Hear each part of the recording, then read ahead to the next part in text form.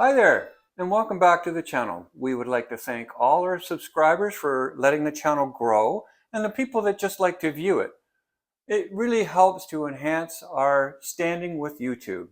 Today we'll be covering what we've done this year with lighting to staining the fence to all the work that we've done. But for now, we're going to take a walk down the wall to my little tool shop behind the barn door. So this was a little thing that we did a long time ago. Let me see if I can turn and stay in camera. My lovely wife Claudia is behind the camera doing all the hard work.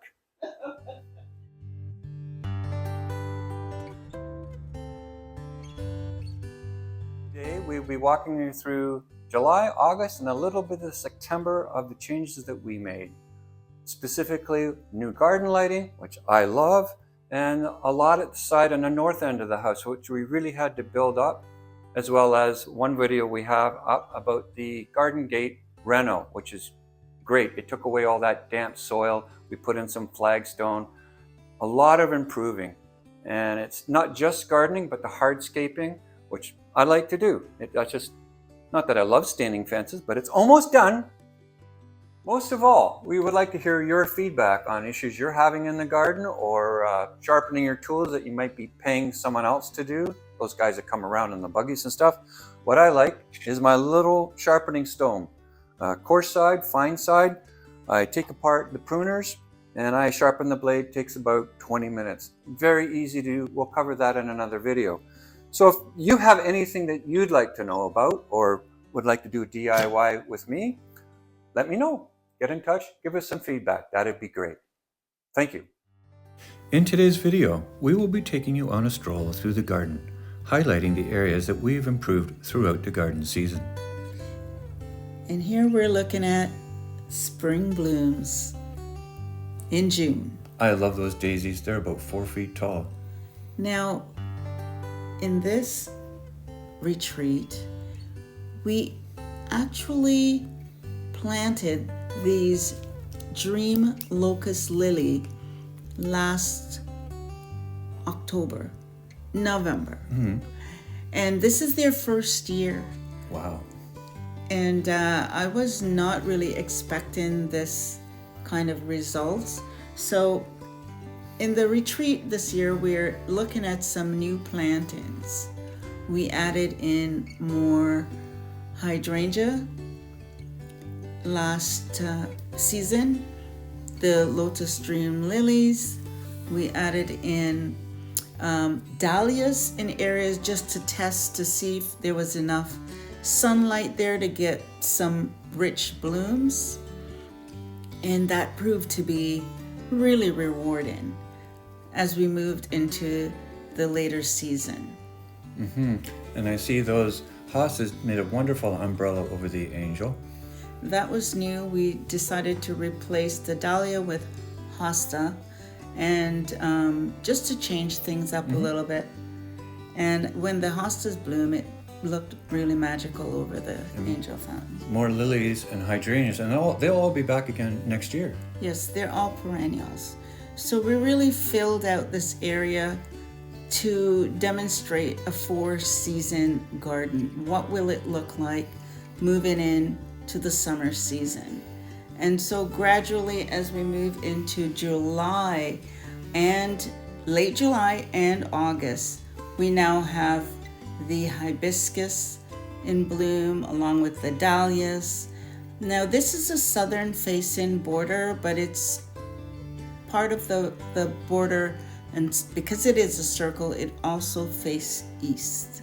So this area that we're looking at right now faces east, but this area also faces the morning sun.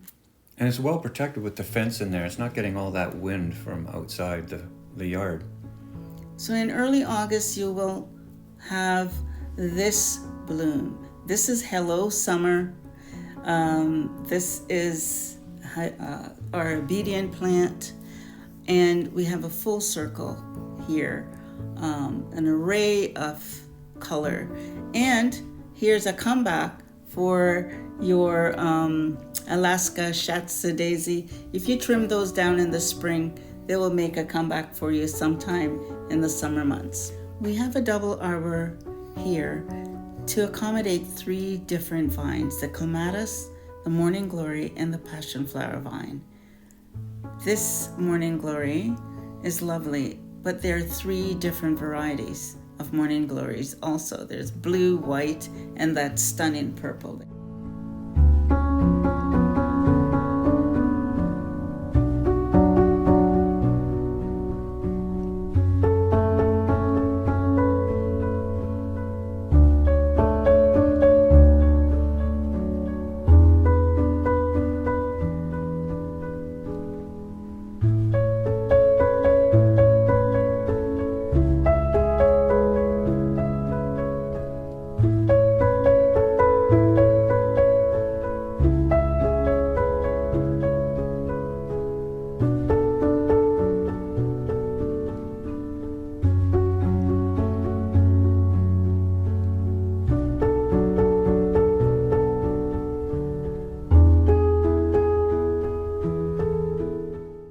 So the dahlias did bloom, and the hibiscus has a stunning, beautiful dark red.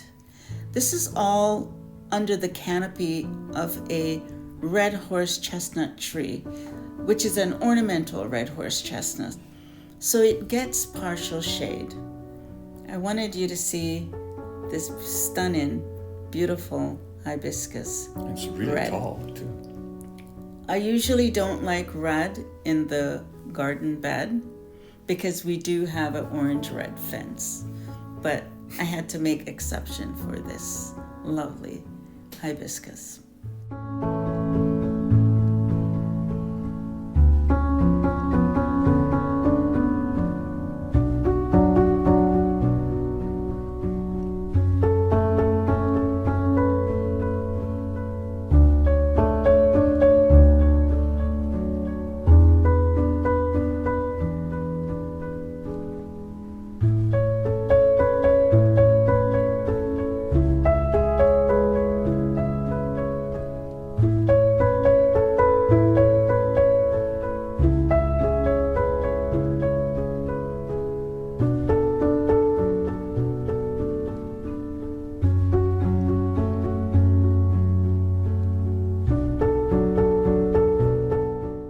Now, we did have a single arbor at one time, but we added a second one to develop a tunnel-like entrance into the circle garden where the angel is, and it gives a lot more space for the morning glories and clematis to grow. I love the canopy of green as you walk in. And look at those morning glories. Some are blue, some are purple, some are white. This is heavenly blue, actually. And this is the fence containers with some begonias in there. I forget the name of that plant all the time. Geraniums. Geraniums, yeah.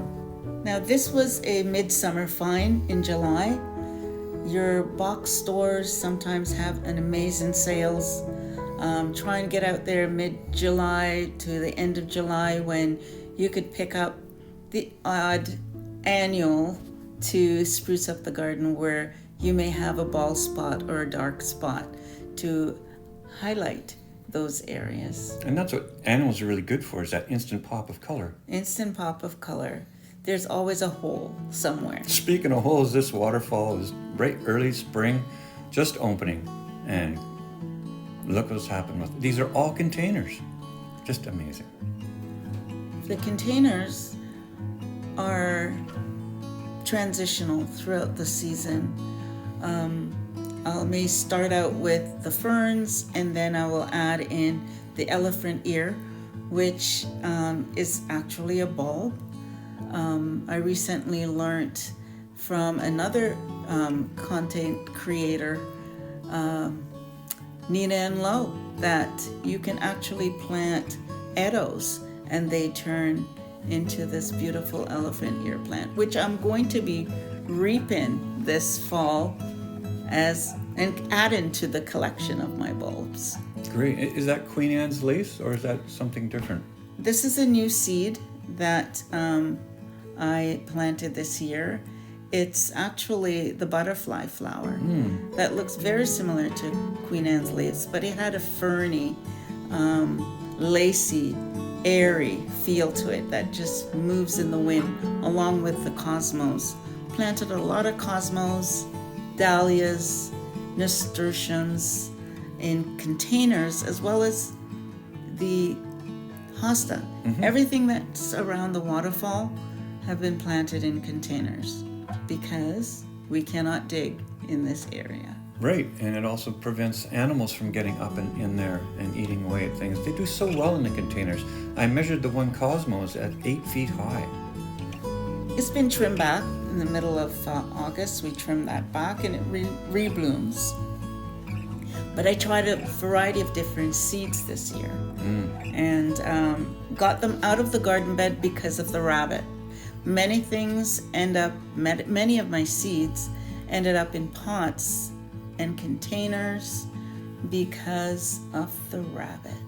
It's always a battle with the rabbit. I think they do so well around the waterfall because they like the sound.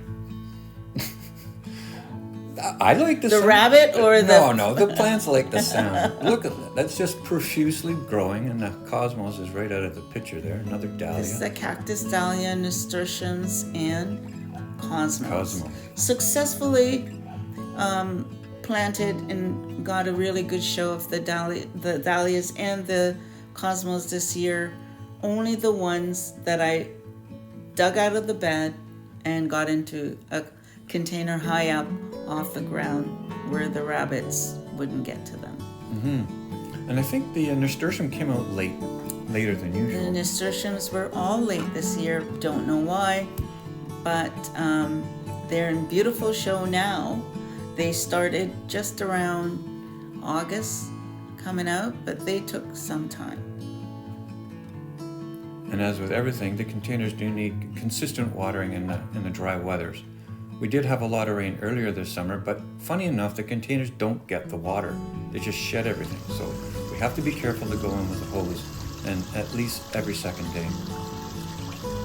It would be kind of complicated, I think, to set up a drip line to every single container. It would just be too much. And it gives you that personal touch to go in with a hose and make the soil wet, watch them grow.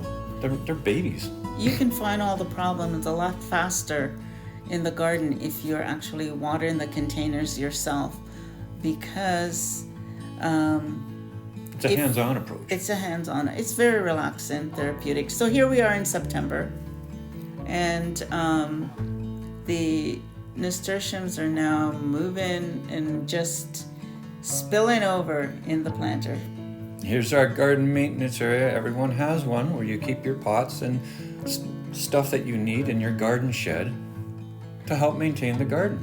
I find having this little shed very handy because it's away from the studio. All the larger tools that we need is in the studio, but this is very handy at the side of the house where the vegetables and herbs are planted in containers.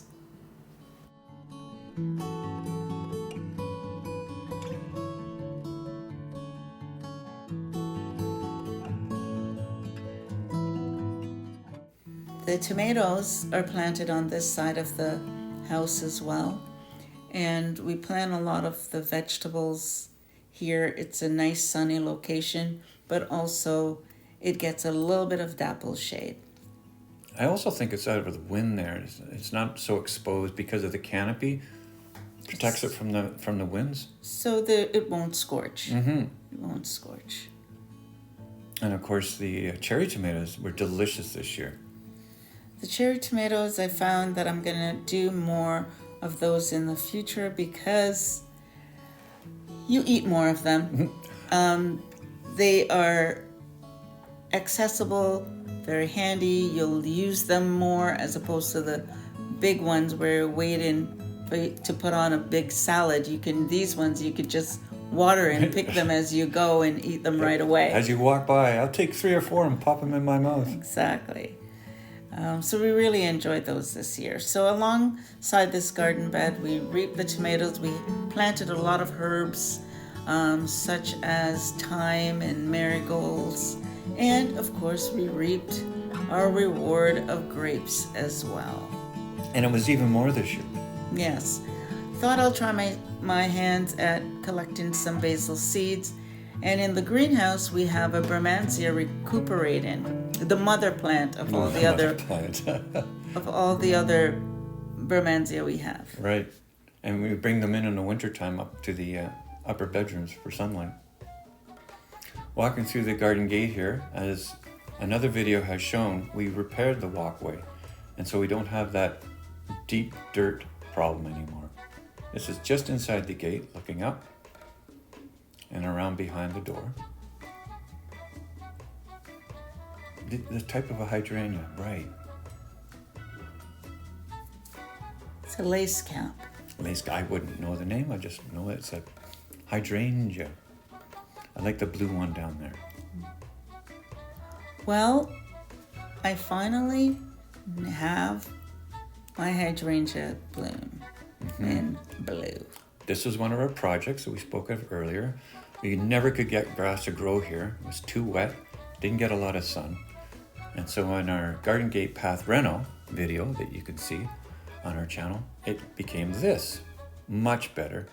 The grass does better, and the flagstone is all the way through the gate now rather than stopping right at the entrance. The challenge was to find the same stone to match the existing patio area that we had. And so we would get a nice consistent walk through. In shapes and color, it had to be the right limestone flag. And there's some more elephant ear in a teacup. As well as nasturtium. And up in the window box, purple heart. And African daisies. But this is an area that we, along the side of the house, we consciously decided to give a little bit of a facelift. This was, in fact, our first patio area to sit in. Not just a pass-through area to the backyard. We wanted to be able to sit and look out onto the front yard. There is lots of traffic, however, so we wanted to have a burbling water fountain or something to distract us from the traffic out on the road.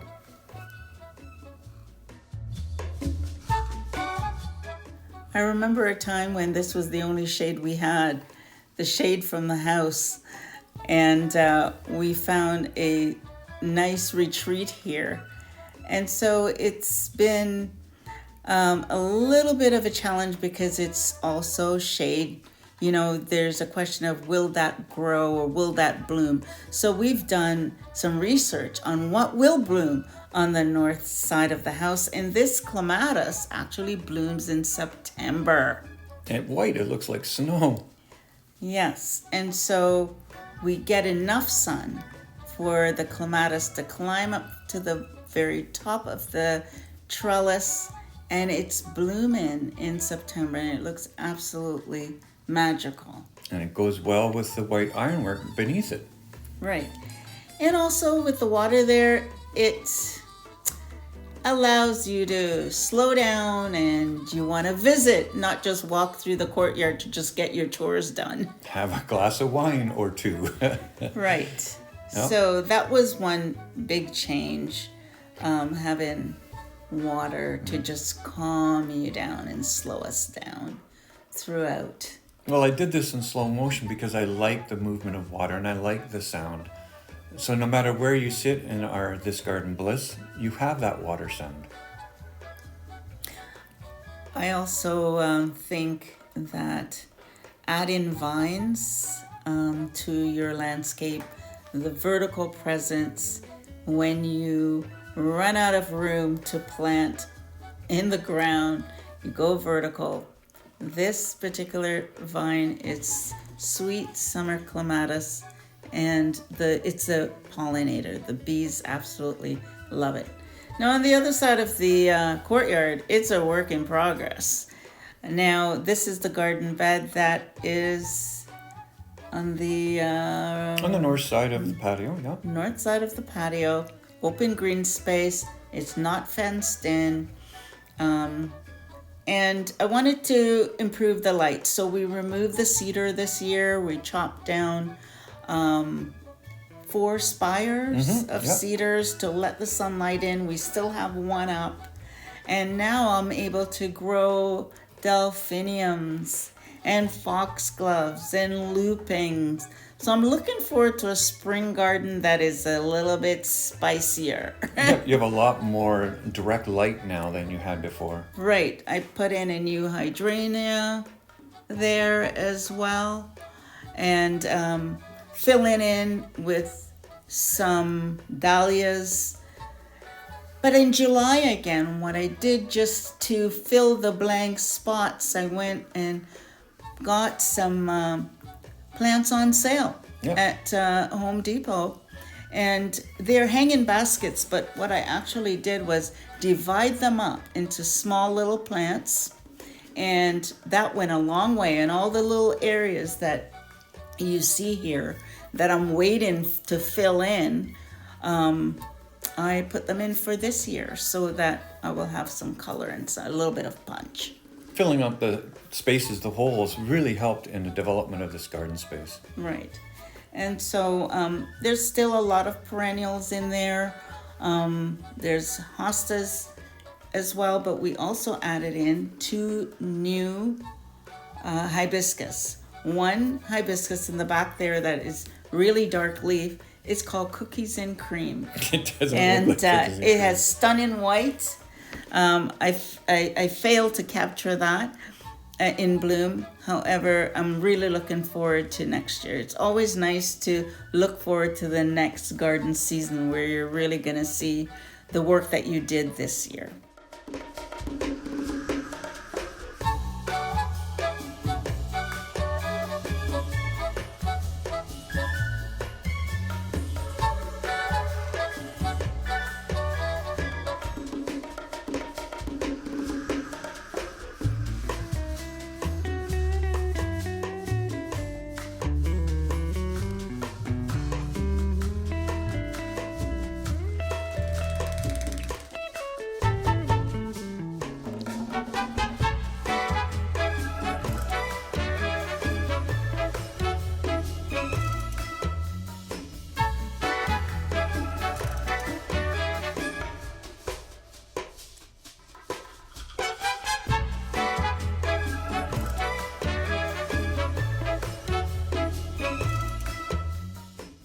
Like a lot of people, we've had our problem with rabbits. And I've tried to put chicken wire around this, but whatever was in there just didn't grow. I don't know why.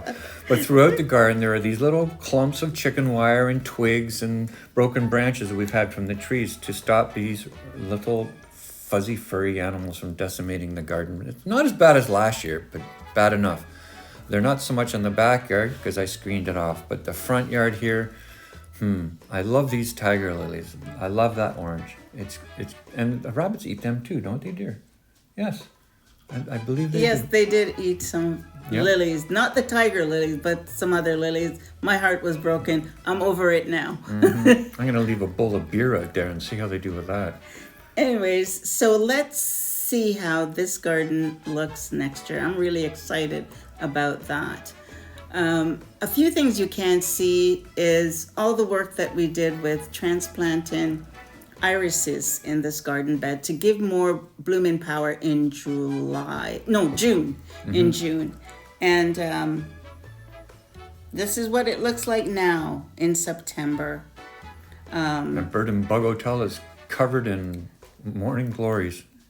There's a new trellis, the dragonfly trellis that's added. The bug and bird house has morning glories around it. September brings its own charm as well, and winding down for the season. But the dahlias just keeps going. They're looking fabulous in September. This is Karma Cocoa. It's a deep, deep red. And look at the hydrangea. I planted this one 2 years ago.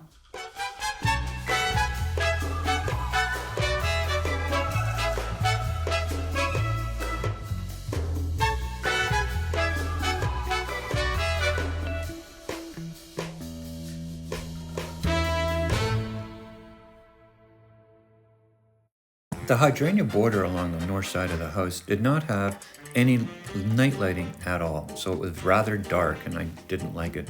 So fortunately, Rona had a big 40% off sale and I upped my game. So the entire hydrangeas are lit up from underneath. And so is the little fountain. Oh, the yes. fountain have a little light in it as well. Yeah, and that little crescent-shaped garden that we just saw a moment ago is also lit up. So we've really changed it up, and we'll add a few of those later. Another idea that you did was you added motion sensor light by the gate, Oh, the security light. the security light. Yeah, So high-intensity stuff. right. So when you walk out in the courtyard at night, the area used to be dark, but now we can go in, close the gate, and the motion sensor light comes on. This dramatic change in garden lighting can be seen in our videos, Garden Lights 1 and Garden Lights 2, as shorts. Please, take a moment to enjoy the changes in the hydrangeas through July and August.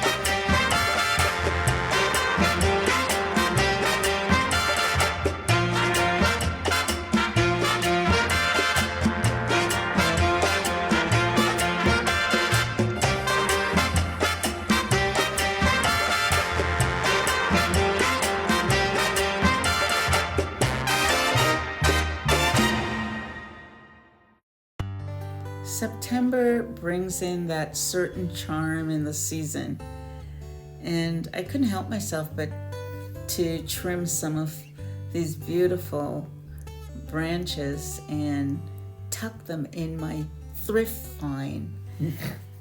Your new find, yes, My yes. new find. On a rainy day in September, we've had a lot of rain this week, and I thought I'll just, pop out there and get some hydrangea blooms and set them in a little bit of water in the vessel, and they will dry in the studio just like this, and it brings me great joy. I really like that water vase. It looks like a classic. It's a classic.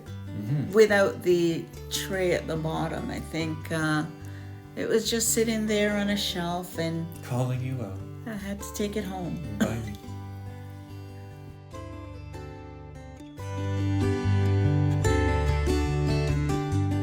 Thank you for watching A Blissful Summer Season.